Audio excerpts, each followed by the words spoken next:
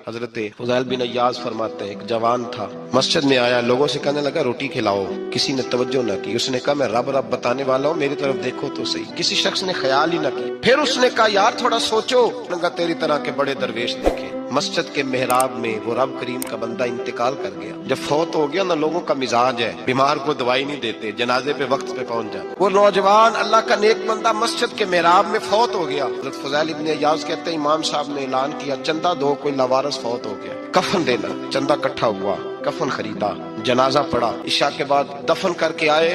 फजर की नमाज के लिए जब इमाम और मुअज्जिन मस्जिद में आए तो चीखे मारने लगे, दूर दूर तक आवाजें फैल गई, दुनिया दौड़ी आई। क्या हुआ? कहने लगे वो जो तुमने कफन पहनाया था वो यहाँ पड़ा हुआ है, और देखो कफन पे तहरीर लिखी है। तहरीर क्या है? अर्श के मालिक ने फरमाया मेरे दोस्त ने रोटी मांगी, तुमने दी नहीं, और मेरा यार तुम्हारे कफन का मोहताज था, संभाल के रखो अपना कफन, मैंने उसे जन्नत का लिबास अता फरमाया।